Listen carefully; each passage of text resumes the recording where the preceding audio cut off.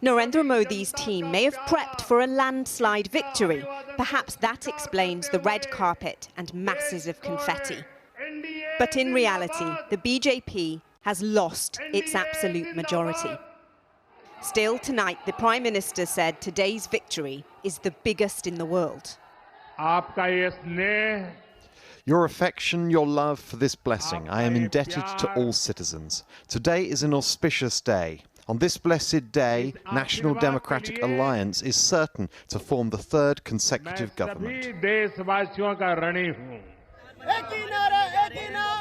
A smaller than expected mandate means Modi will have to lean on smaller parties for support.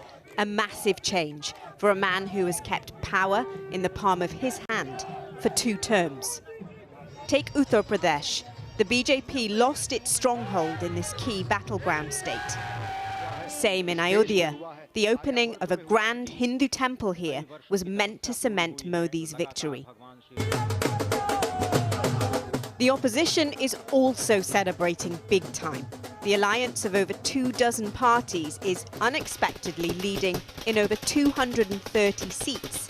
It says the electorate voted against the BJP's divisive campaigning, looking instead for guarantees on economic inequality and unemployment. I am extremely proud of the people of India. I'm extremely proud of the people who have resisted this onslaught on the constitution. और अंत में मैं आपको कह दूं कि इसको बचाने का काम. And in the end, I would say the poorest of this country saved the constitution. And this election's war of words continues to the bitter end. The opposition says the results show that people don't want Modi, whilst BJP commentators insist they show Modi's popularity is as strong as ever. Modi campaigned for this election on a guarantee, the Modi guarantee. This is embarrassing for the BJP, isn't it?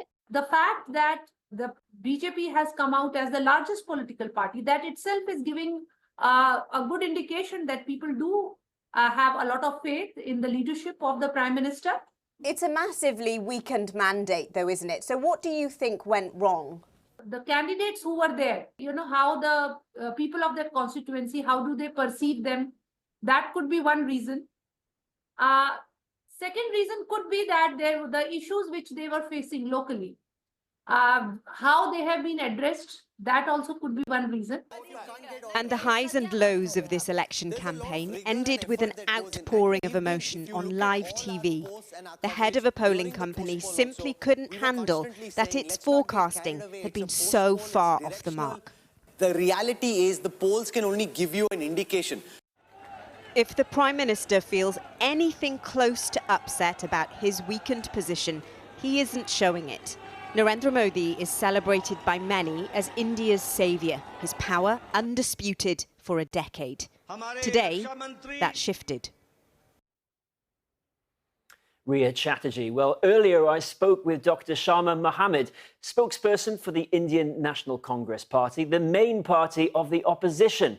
And I started by asking how much of a blow she thinks this likely result is for Narendra Modi.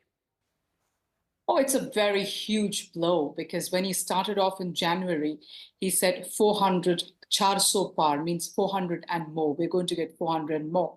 That's a supermajority you're talking about when he says 400 seats.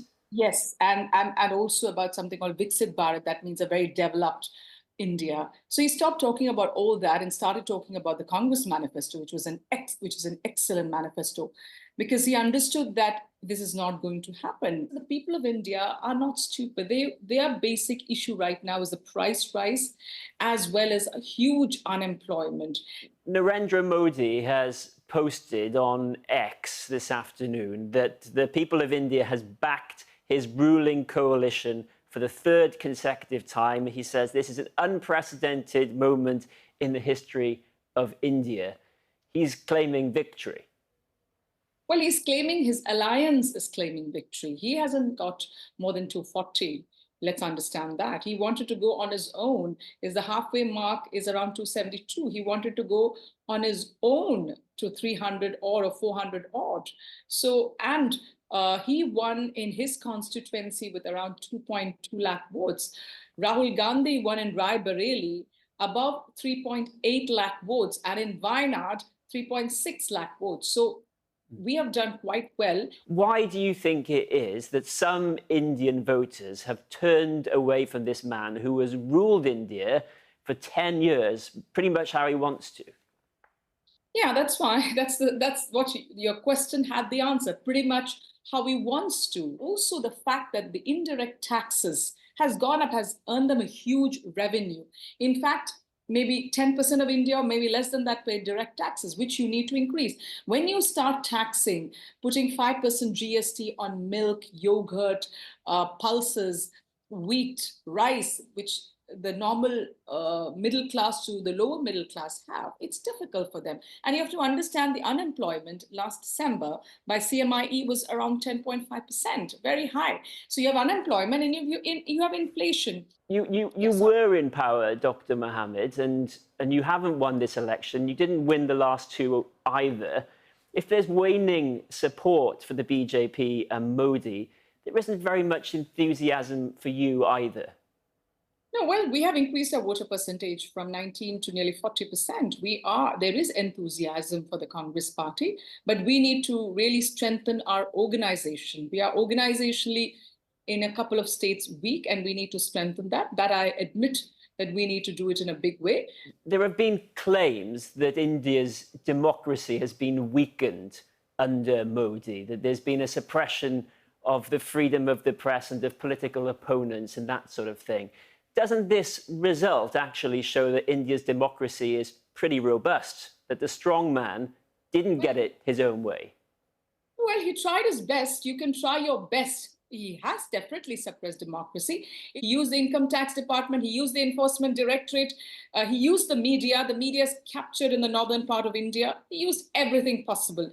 Despite all the accusations that you level at Narendra Modi, several high-profile members of the opposition of your party defected to him, didn't they? And he will still be the prime minister, most likely, at the end of all this. So is this really a meaningful turning point for India?